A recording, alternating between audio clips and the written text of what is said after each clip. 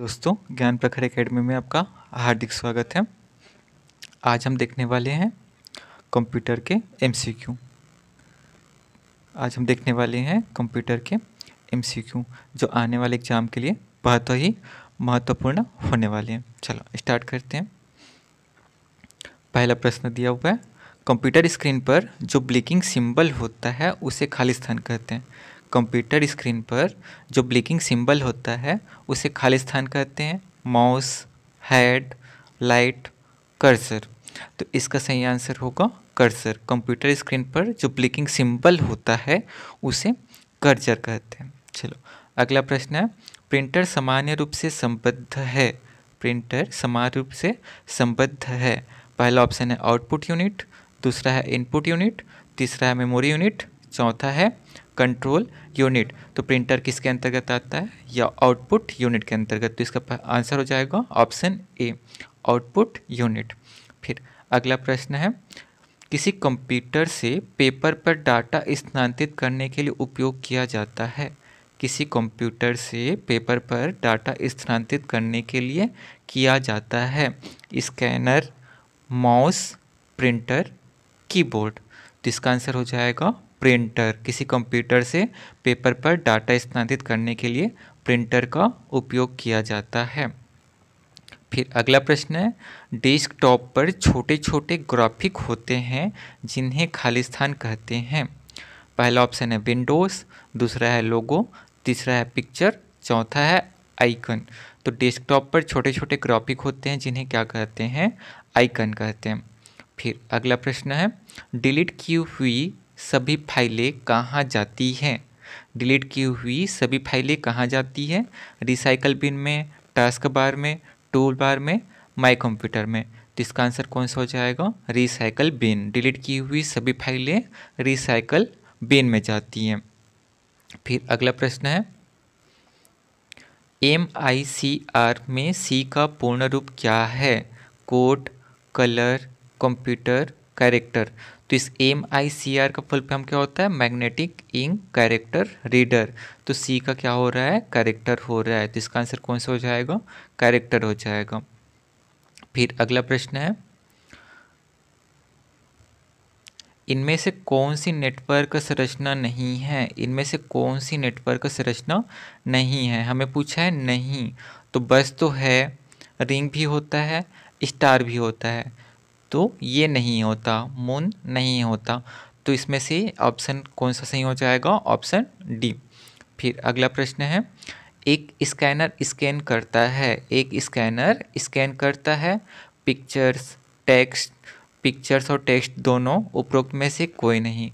तो पिक्चर भी करता है, टेक्स्ट भी करता है। तो इसका सही आंसर कौन सा हो जाएगा? ऑप्शन सी, पिक्चर्स और टेक्स्ट दोनों। फिर अगला प्रश्न है, सार्थक आंकड़ों को क्या कहा जाता है? सार्थक आंकड़ों को क्या कहा जाता है? आंकड़ा, सूचना, ज्ञान, अभिलेख। तो सार्थक आंकड़ों को क्या कहते हैं? सूचना कहा जाता है। फिर अगला प्रश्न है, निम्न में से कौन सी एक सेकेंडरी स्टोरेज डिवाइस नहीं है? सेकेंडरी स्टोरेज डिवाइस नहीं है बोल रहा है। तो CD ये क्या है? सेकेंडरी स्टोरेज डिवाइस है।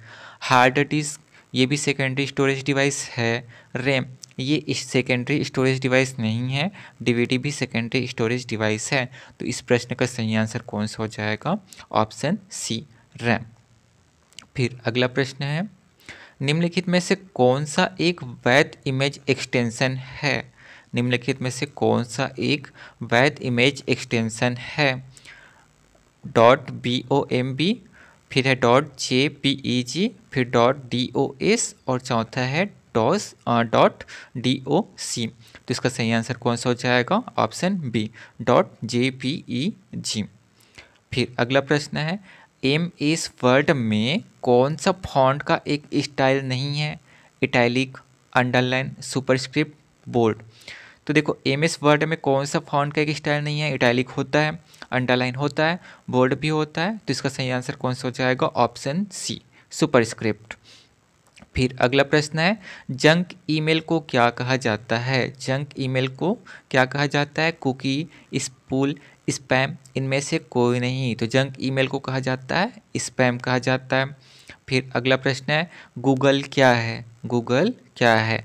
Operating system, browser, search engine, programming language. तो गूगल क्या है? सर्च इंजन है। तो इसका सही आंसर कौन सा हो जाएगा? ऑप्शन सी, गूगल एक सर्च इंजन है। फिर अगला प्रश्न है निम्न में से निम्न में से क्या कंप्यूटर के लिए नुकसानदायक है? Antivirus, virus, freeware, shareware. तो कंप्यूटर के लिए नुकसानदायक कौन सा होता है? बी, वायरस होता है। कौन सा होता है? वायरस। तो वायरस कंप्यूटर के लिए नुकसानदायक है। फिर अगला प्रश्न है सॉफ्टवेयर शब्द का उपयोग सर्वप्रथम किसने किया था? Dennis Ritchie, Winston Turkey, Ronald Ducking, John W Tukey. तो सॉफ्टवेयर शब्द का उपयोग सर्वप्रथम किसने किया था? जॉन डब्ल्यू टूके ने किया था। फिर अगला प्रश्न है निम्न में से कौन सा प्रिंटर ग्राफिक्स प्रिंट नहीं कर सकता? निम्न इनमें से कौन सा प्रिंटर ग्राफिक्स प्रिंट नहीं कर सकता? Digital printer, page printer, thermal printer, inkjet printer. तो इसका आंसर कौन सा हो जाएगा? Digital printer. डिजिटल प्रिंटर ऐसा प्रिंटर है जो ग्राफिक्स प्रिंटर नहीं कर सकता। ये कर सकता है, ये भी कर सकता है, ये भी कर सकता है, ये डिजिटल प्रिंटर नहीं कर सकता। अगला प्रश्न है निम्न में से कौन सा बिंदु और अनुरेखण उपकरण नहीं है? Keypad, track ball, touch screen, mouse. तो ट्रैक बॉल से हम लोग बिंदु बना सकते हैं, अनुरेखण कर सकते हैं। टच स्क्रीन से भी कर सकते हैं, माउस से भी कर सकते हैं। किससे नहीं कर सकते? कीपैड से। तो इसका सही आंसर कौन सा हो जाएगा? कीपैड हो जाएगा। फिर अगला प्रश्न है निम्न में से अलग कौन है? CD, DVD, floppy disk, HD disk, BIOS. तो इनमें से अलग कौन सा है? ये सेकेंडरी स्टोरेज डिवाइस है, ये भी है, ये भी है। कौन नहीं है? बायोस। तो इनमें से अलग कौन सा है? बायोस है। फिर अगला प्रश्न है जीमेल द्वारा भेजी जा सकने वाली एक फाइल की अधिकतम क्षमता क्या होती है? 20 MB, 20 KB, 25 MB, 25 KB। तो कौन सा ऑप्शन सही है? 25 MB। जीमेल द्वारा भेजी जा सकने वाली फाइल की अधिकतम क्षमता 25 MB होनी चाहिए। मतलब 25 MB से अधिक वाली फाइल को हम लोग जीमेल से नहीं भेज सकते। Thanks for watching. यदि आप ये ऐसा वीडियो पसंद आया हो तो हमारे चैनल को लाइक करें, सब्सक्राइब करें और शेयर करें।